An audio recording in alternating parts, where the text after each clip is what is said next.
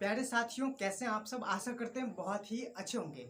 तो आज इस वीडियो में मैं आप सभी को एक ऐसी कहानी सुनाने जा रहा हूं जिससे इंसान आज के समय में जब हंसना भूल चुका है उसको हंसने के लिए प्रेरित करता है।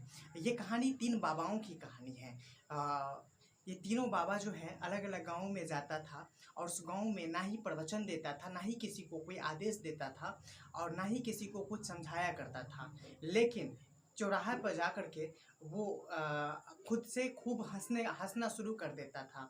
उसको हंसते हुए देख देख करके गांव के कुछ लोग उसके पास इकट्ठा हो जाया करते थे। कुछ लोग के साथ साथ धीरे धीरे करके एक भीड़ इकट्ठा हो जाया करता था। ये सभी भीड़ उन बाबाओं को बुलाने की कोशिश करते थे, लेकिन वो बाबा कुछ भी नहीं बोलते थे। लेकिन वो हमेशा हंसते रहते थे। और जब कभी भी भूख लगती थी, भूख की एहसास होती थी, तो इशारों में बात करके अब भोजन मंगा लिया करते थे। प्रत्येक दिन का दिनचर्या बाबा का यही था। वह रोज उठता था, स्नान ध्यान पूजा पाठ करने के बाद जो है वो चले जाता था अलग अलग गाँवों में और वहाँ पर हंसना शुरू कर देता था। चारों तरफ फैल चुकी थी उन बाबाओं के बारे में कि वो बाबा केवल हंसते हैं, वो बाबा कुछ भी कभी भी नहीं बोलते हैं। लेकिन तीन बाबा थे ना, तो तीनों बाबाओं में से तीनों की स्थिति धीरे धीरे करके जब एक समय इंसान का स्थिति डाउन होता है तो एक समय में उसके शरीर की एनर्जी कम हो जाती है और वो एक समय में मर जाता है।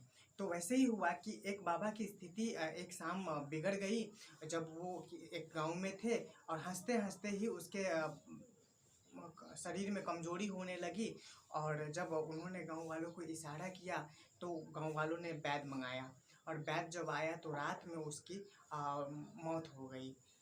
अब सभी जगह पर जब प्रख्यात था कि ये तीनों बाबा खूब हंसते थे, तो सबको एक लालसा रहती थी कि ये बाबा कब रोएंगे, ये बाबा कब बोलेंगे। लेकिन वो बाबा तो कभी बोलते ही नहीं थे, कभी रोते ही नहीं थे। तो उसको अब समझ में आने लगा कि ये तीनों बाबाओं में से एक बाबा जब मर चुका है तो वो दोनों बाबाओं को अब काफ़ी दुख और तकलीफ होगी और वो काफ़ी ज़्यादा रोने लगेंगे। तो सबको इंतजार था। ये बाबा को लेकर के दोनों बाबाओं के पास जब गया तो दोनों बाबाओं ने लाश को देख करके काफ़ी ज़्यादा हंसने लगा। उन्होंने गांव वालों ने उसको आदेश दिया, बताया कि ये आपका दोस्त था, ये आपका साथी था और वो आज इस दुनिया से चला गया है। आज तो कम से कम रो लीजिए महाराज, कितने निर्दयी हैं आप कभी भी रोते भी नहीं हैं।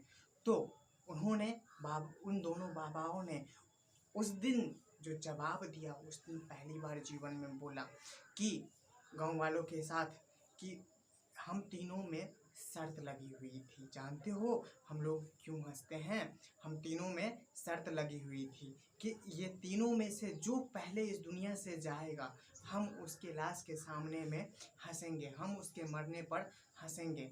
और आज ये जो हमारा मित्र है उन्होंने इस शर्त को जीत चुका है और ये जीत चुका है और मैं हार चुका हूँ। इसीलिए हम उनके जीत पर हंस रहे हैं। और जब गांव वालों ने इस बात को समझा तो उन्हें भी मजबूती के साथ उसके जीत का जश्न मनाया एक तरह से। और काफ़ी ज़्यादा सब गांव वालों ने जो है हंसना शुरू किया।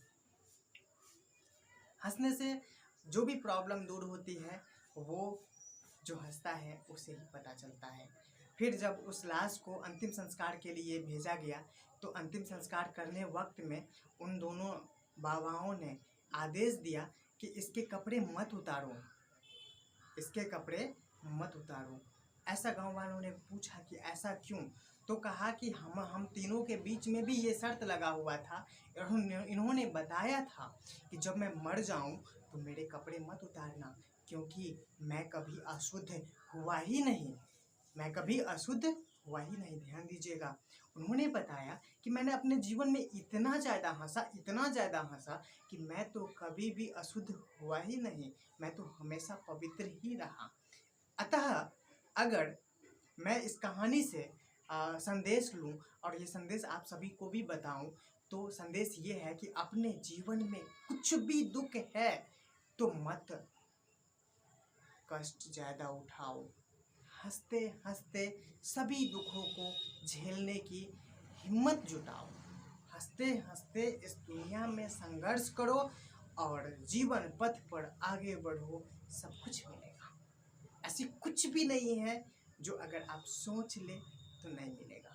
लेकिन कष्ट कष्ट के साथ साथ हंसना अगर भूल गए तो आपका जीवन नीरस हो गया।